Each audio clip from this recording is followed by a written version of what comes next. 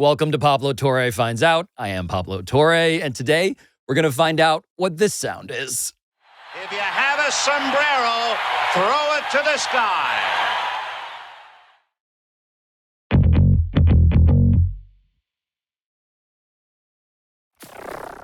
Hold on, let me close the door.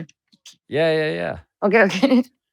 This is really cool for me to have you on the show, Deyra Barrera, because, I've been walking around. I live in New York City. Okay. And I've been walking around listening to your music for a couple weeks now.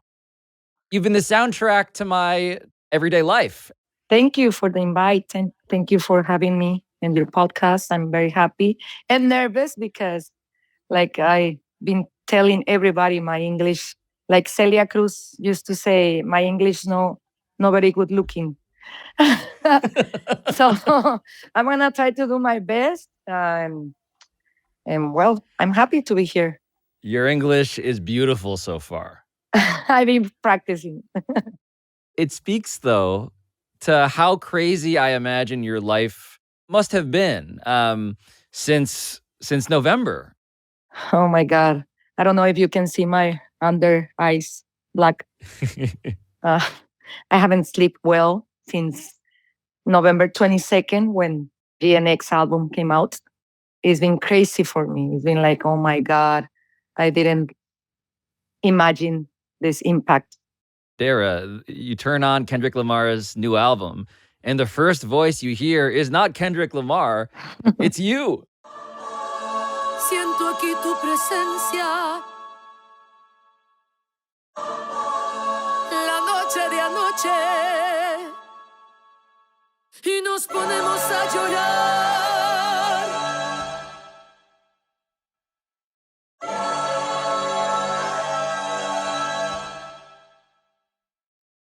Yesterday, somebody whacked out my mural. Thank you, Kendrick. Thank you, God, for this opportunity. How do you describe what you were doing before that album? I've been doing a lot of things, reality shows, working a lot, recording my music, my CDs. It's been like up and down, and it's been very difficult to me. But I never give up. I never give up because this is my passion to sing. That's what I do to live, singing every weekend in weddings, quinceañeras, private parties, birthdays, funerals. And I do it with all my heart because I love my work. I love my job because I love to sing. I love to transmit that happiness or sadness, and always looking for an opportunity to do something more big in my career. After this GNX album is happening. How has the quinceañera business been since you debuted on GNX? The other day I went to a quinceañera to play, and the quinceañera was, oh my God, she's the one to sing with Kendrick Lamar, and she's on the quinceañera. The young people, the quinceañera, they were like all over me. Like, can I take a picture with you? Can I take a picture? Can you sing first? Can you sing the part when you with Kendrick Lamar? Okay, I'm Mariachi, and I start singing like siento aquí tu presencia, and they're like, oh my God, it's crazy. It's something that makes me wonder how Kendrick Lamar discovered you in the first place. I was singing for a Fernando Valenzuela tribute at a World Series first night game in Dodger Stadium. Fans have performed a musical tribute to Fernando. Please welcome from Sonora, Mexico, Deyra Barrera and Julian Torres. They contact me after that, and they told me to sing my style. I went, I sang, and the rest is historia.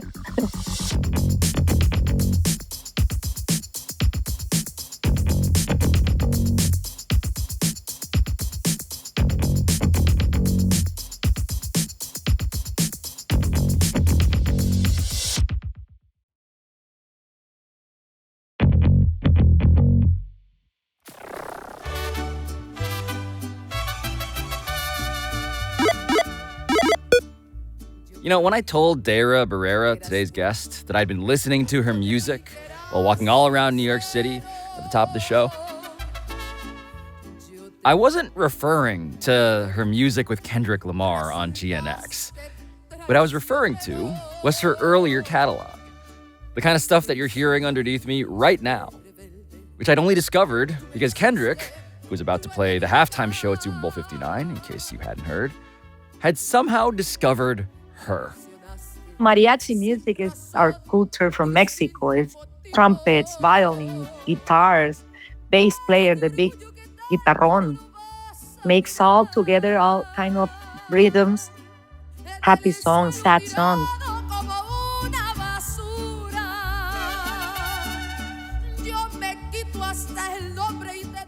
Deyra Barrera, like Kendrick, lives and breathes and embodies the city of Los Angeles, which is a city on fire, in a country where the newly inaugurated president is now threatening mass deportations back to the place that Deyra is originally from. And the fact that all of this is happening while Deyra is finally enjoying a suddenly prosperous second act in her career, appearing on no less than 3 separate tracks on the biggest album of the year at age 49, seemed worth finding out about. I had questions for a person that I had absolutely heard but knew very little about at this point. And it turned out to be a story about sports and family and this musical genre, which is resonating uniquely, I think, at this moment. Because mariachi can feel like the saddest thing you've ever heard, but also the happiest.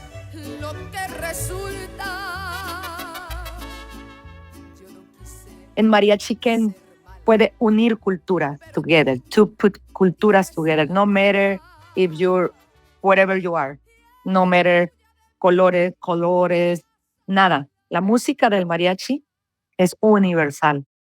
It is a rare thing to have a genre that can be played in the opposite parts of the emotional spectrum. We can play everything. Yes. You can now be on a song reincarnated about Tupac. Que reflejan tu mirada, la noche tú y yo. You can be on the closing track of GNX, Gloria. Sentado, Anita y tú.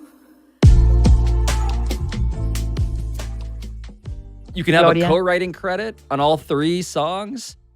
I've been working since I was very young. Like around 16 years old, I started singing with my mom and my sister. I learned my first lessons with my mom because she used to play guitar. And she showed me how to play guitar and sing.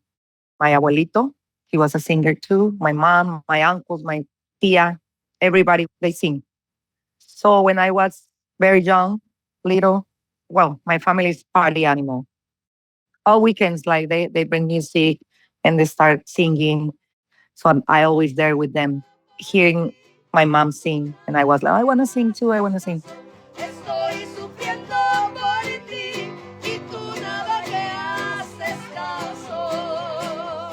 Ay, feliz día de las madres. When I moved from Mexico to here, to Los Angeles, we start singing every weekend in different nightclubs of South LA, gain money to pay rent, to pay bills, to eat. Quiero encontrar mi suerte, no dejarla jamás. That's what I do to live. Since I was a little girl, I was dreaming that someday something big is going to happen to me. By the way, I listened to you on La Voz. Yes, La Voz México. Goosebumps. Espero que les guste mi voz. Y pues aquí estoy. That was during the pandemic, and I was like here at home like a year doing nothing. So I was like, oh my God, I have to do something. I don't want to be home anymore. So I decided to go to La Voz México and I left. Fui esa tonta que aguantó tus caprichos, la que no pedía nada para amarte. When I go to to reality shows. I don't go to like I wanna have the first place. No, I just go there to enjoy, to learn, to get to know new people. Tus tonterías, la que calla recibiendo porquerías. I feel so blessed, so happy with this. Para mí, y siempre te marchas, dejándome sola. But as for why this story is truly a sports story, you should know that the person Deyra Barrera was most excited to get to know was the athlete responsible, in his own way, for Kendrick discovering Deyra in the first place.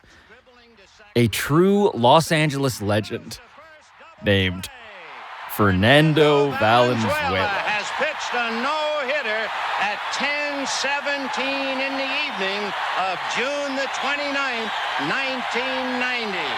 If you have a sombrero, throw it to the sky. Fernando Valenzuela was a folk hero in the realest sense. And I need the kids out there to understand this part, because he was a left-handed pitcher who would kick his leg high into the air and gaze up towards the heavens before throwing a screwball that seemed to defy physics. And maybe that alone would be charming. But the guy also was the first and only player in the history of baseball to win the Rookie of the Year award and the Cy Young Award for Best Pitcher in all of baseball in the same year, 1981, which was also, by the way, the same year that he won the World Series with the Dodgers.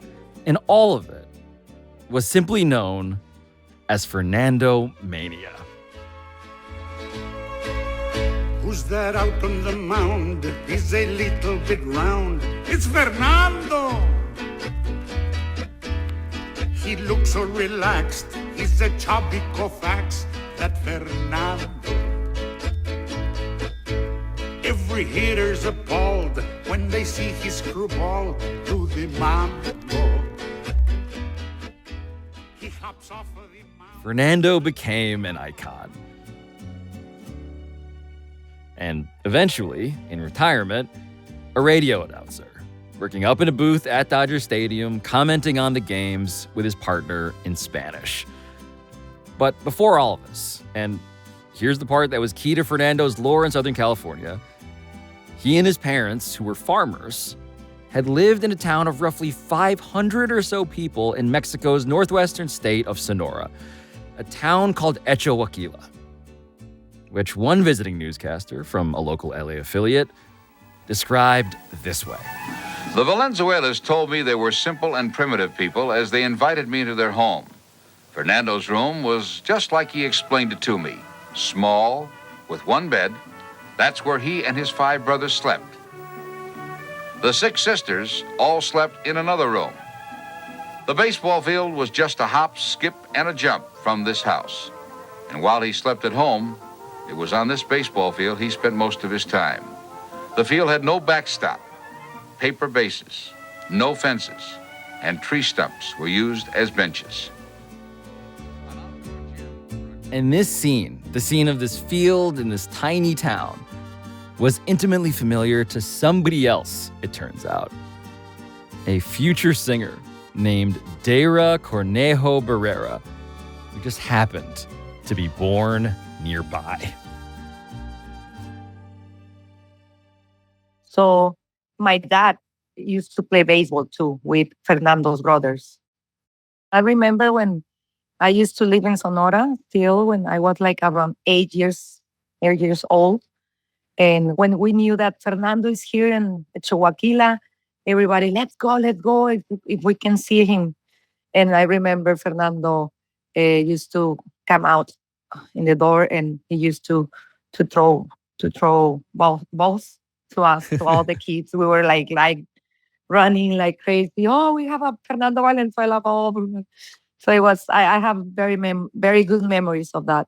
But I never met Fernando Valenzuela in person since like around 7 years ago. 7 years ago, because another friend that works with Fernando, Pepe Íñiguez, they worked together for the La 1020 radio station. He introduced me. And one time I met Pepe Iñiguez in a birthday party that I went to play. They hired me. So, hey, you're Pepe Iñiguez, blah, blah. Oh, yeah, like, hey, tell Fernando that I'm Deyra Cornejo. I know he knows who's my dad, blah, blah, blah. Oh, yeah. And he told me, when you go to Dodger Stadium, call me and come and say hi to us. And I'm going to introduce to Fernando Valenzuela. And yes, he was very serious at first. At first, he was very serious. And I told him, oh, my God, like, I'm from Villa Juárez, Sonora. My dad is Antonio Cornejo. Oh, yeah, I know who is your dad. He used to play very good baseball with his brothers. So we start to have a friendship, very, very, very nice friendship. And he was always telling us jokes, bad jokes, but I have to laugh out. I want to explain Fernando Valenzuela to people who maybe aren't as familiar with baseball. He's somebody that my friend Bill Plaschke, who writes for the LA Times, called the most celebrated Dodger, the most popular Los Angeles Dodger ever, the most impactful Los Angeles Dodger ever. And I was there to sing when they retired his number. Yes. So that was August 11th, 2023. They finally retired the great Fernando Valenzuela's jersey. Tonight, we are here to honor, celebrate, and retire the number 34 of Fernando Valenzuela. How did you get booked for that gig? Fernando always went to see me at a restaurant that I always play on Sundays. And after he played golf, he get there very early to have breakfast and listen to our music.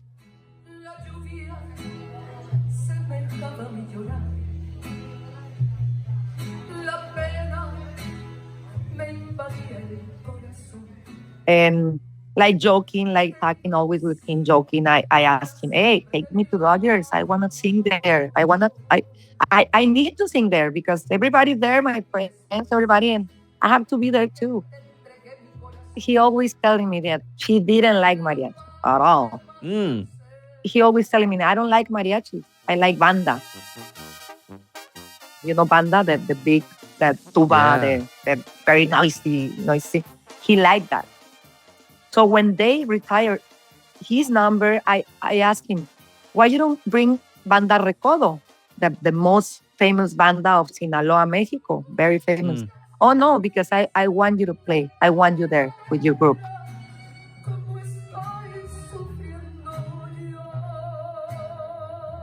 So one day he took somebody of the crew of the Dodgers. They called me, Fernando Valenzuela wants you to sing for the retire number. You was, oh my God, for reals?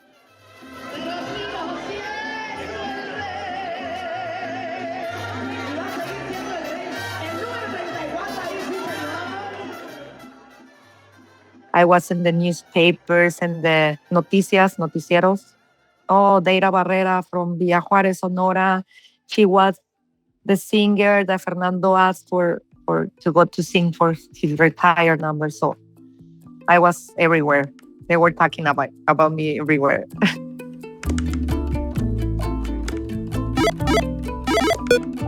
But a little more than a year after that, a year after Fernando Valenzuela's jersey retirement ceremony, on October 22nd, 2024, the headlines across northwestern Mexico and Southern California were dominated by a different kind of news.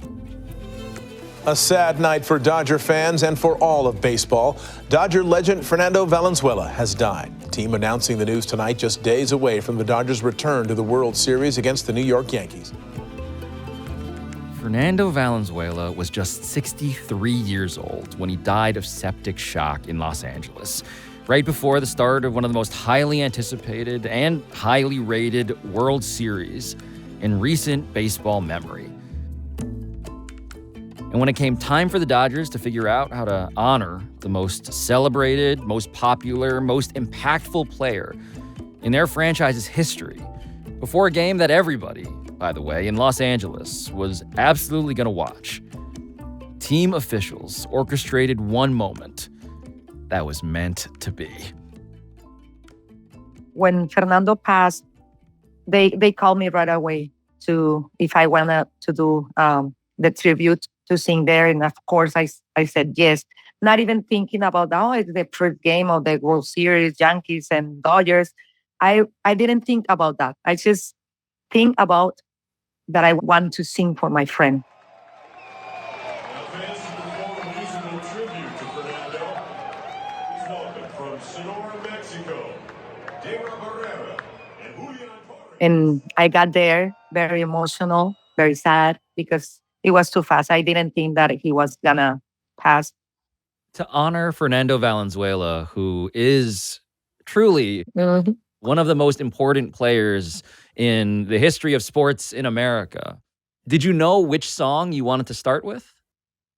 Yes, yo te extrañaré.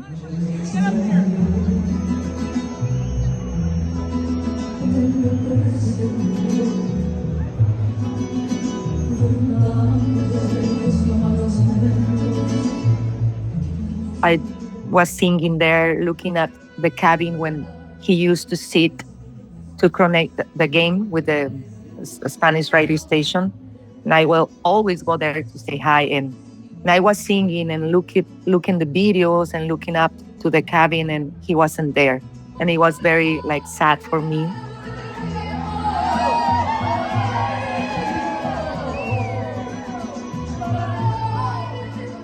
The people who was screaming his name, when I put my voice very, very high, they were my skin were chills.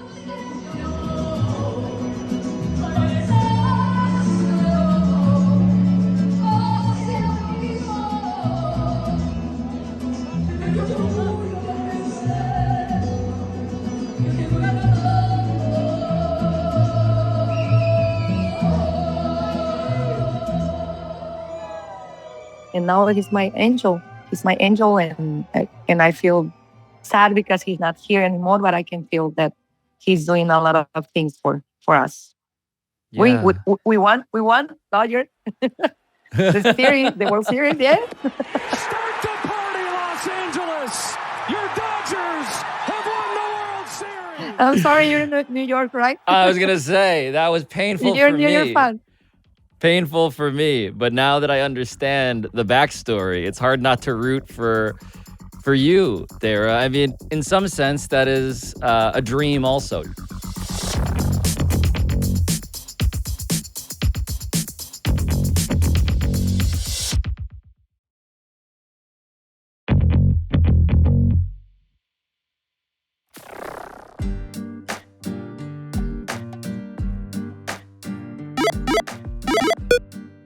Okay, so there is another angle to this completely surreal story that we've been reporting that I cannot help but be curious about, especially from Deyra's perspective.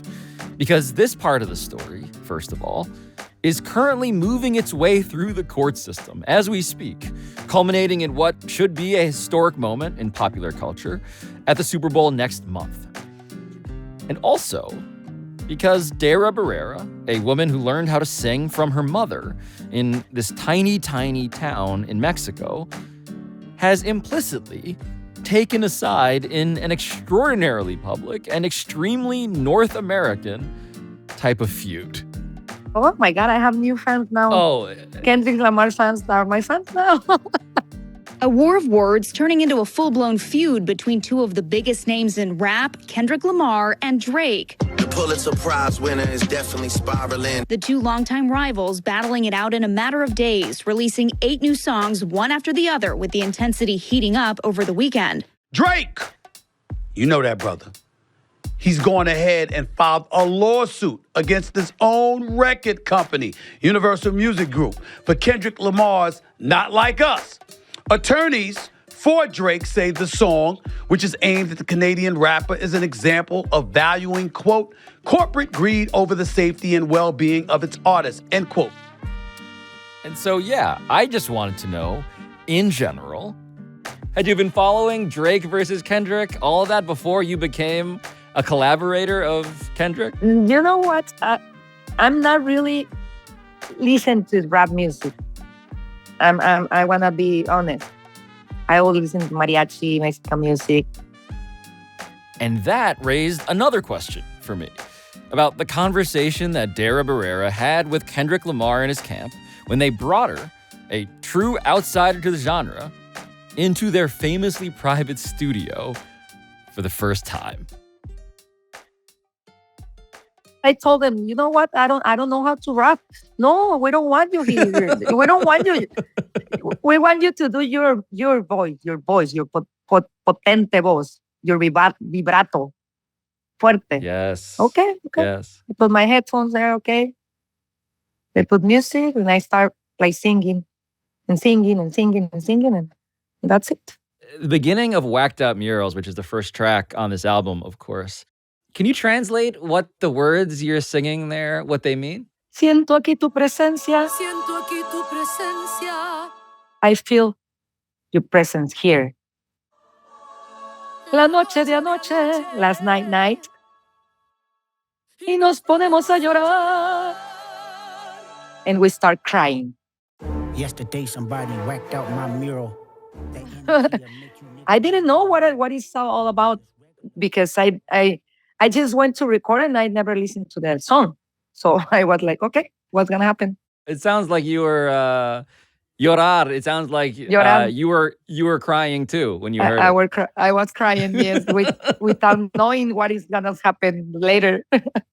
Do you remember when you first realized, when you first learned that, in fact, you were going to be the first sound on GNX? It was a surprise because I was like, I went to record and then I didn't hear anything. I remember my friend called me and she told me, do you hear the new album? You're on it. And not only one song, we were on 3 songs. Que reflejan tu mirada, la noche tú y yo. I was in Arizona with my aunt and my mom for a wedding.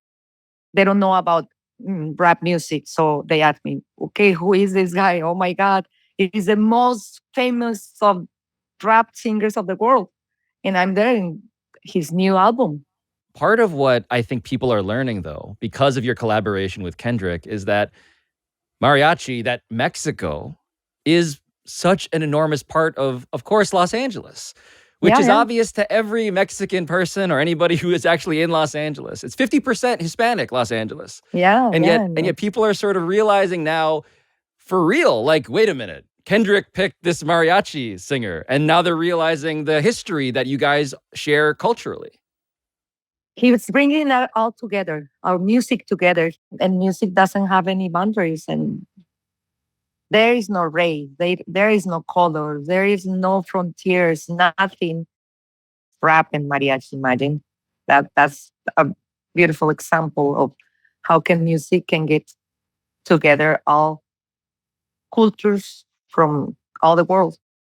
Something that I didn't appreciate, but I was doing a little bit of research about how many songs a good mariachi needs to know. Because it's, again, you play every type of event, happy, sad, celebrations, funerals. So about how many songs would you say you know? My friends, they always call me, oh my God, Deyra, you know a lot of songs. You're like you know what, Rocola? When you put money and put music? Oh, a jukebox. Oh, okay. You're a jukebox because you know every song in the world. They ask me for a song. Oh yeah, I know it. You mentioned Celia Cruz before, and I was like, okay, so she obviously knows Guantanamera. Of course, that's an easy one. Yes. You want me to sing it? I would love nothing more, okay, Deyra, than that. I have my specific guitar thing. here. I have my guitar here.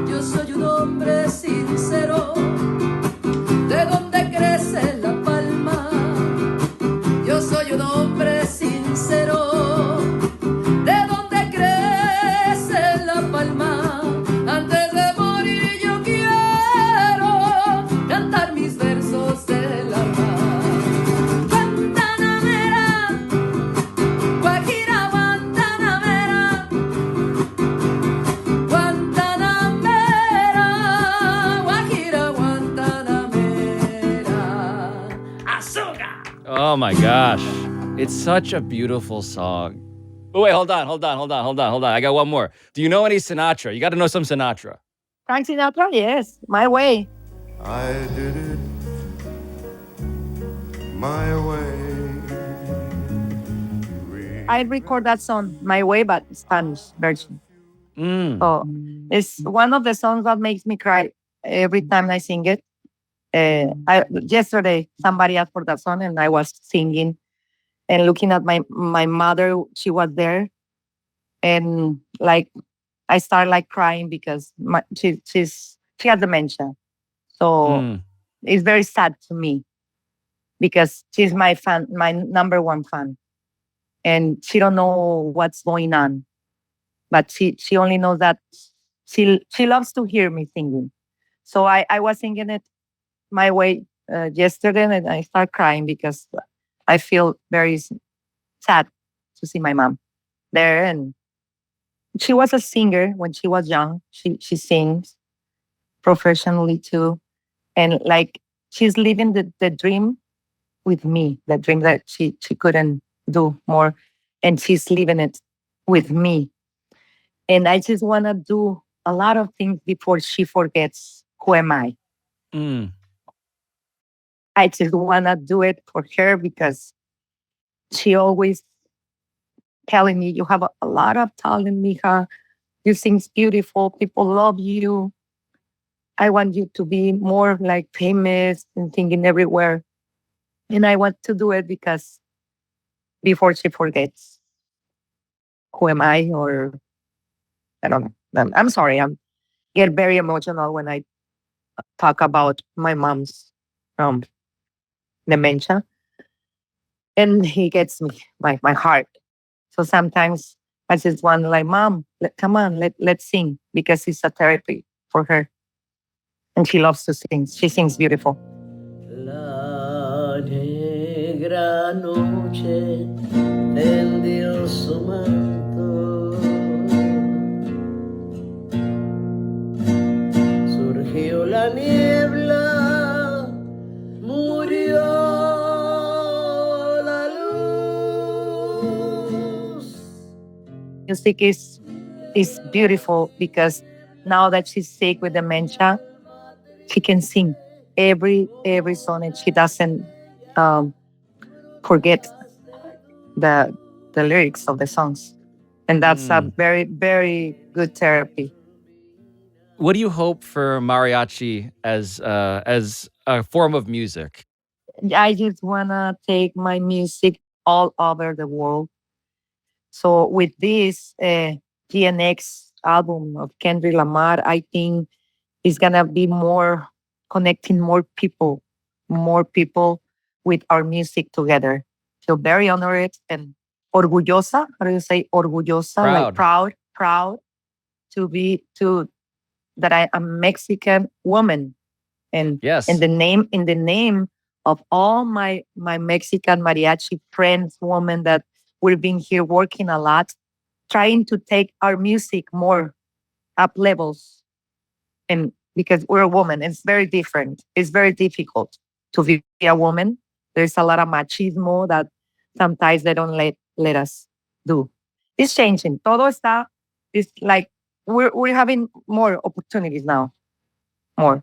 So in name of all my friends, women, talented women that I know a lot, in name of them, and I feel very proud to have my Mexican flag.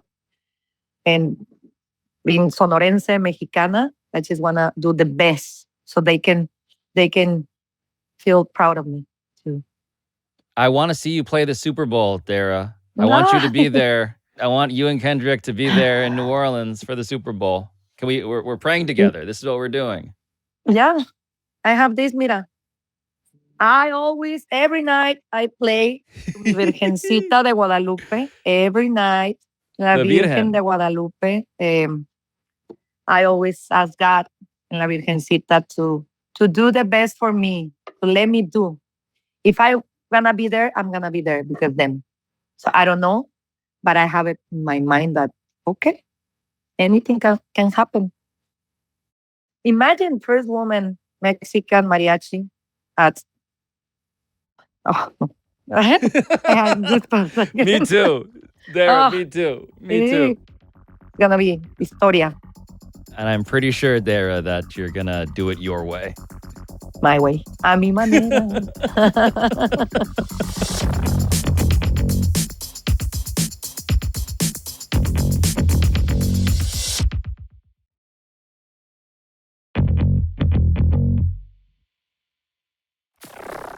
All right. So the episode isn't over yet. Thank you for sticking around. And the reason I'm still here is because I wanted you to know that after my conversation with Deyra several weeks ago now, her life did turn back to relative normalcy. She was still working every single weekend at quinceañeras and parties and restaurants. But then the LA fires broke out. And they were close enough that Deyra could see the flames from her own front door, not far from Altadena. And that night, she told us, felt like a horror movie. Her home ultimately wound up being okay, thankfully. But her clients, the people who had just been marveling, as we had discussed, at having this woman from the Kendrick Lamar album in front of them, performing privately for them, they weren't all as lucky. And all of them began canceling their parties altogether because, of course, they had to do that. Which is how, the other night, Deyra found herself at the seafood restaurant where she regularly performs, and a customer approached and asked the human jukebox that is Deyra Barrera to sing a song called A Mi Manera, or, as it's known in English, My Way. El final se acerca ya, lo esperaré serenamente, porque solo la flor y lo mejor. And as Deyra hit this chorus, and this was just as she told us that she would, she began to cry.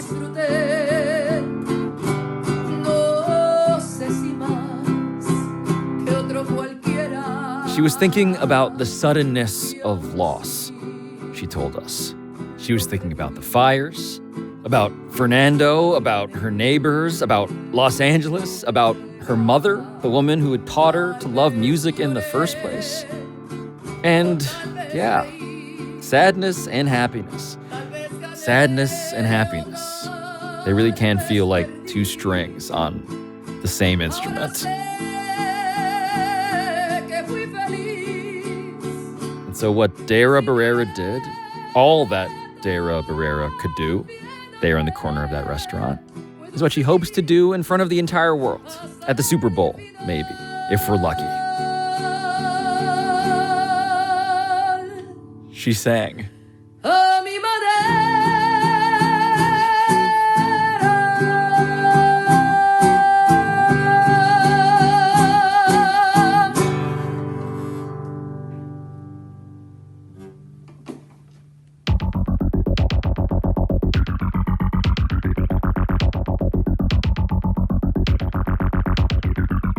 This has been Pablo Torre Finds Out, a Meadowlark Media production. And I'll talk to you next time.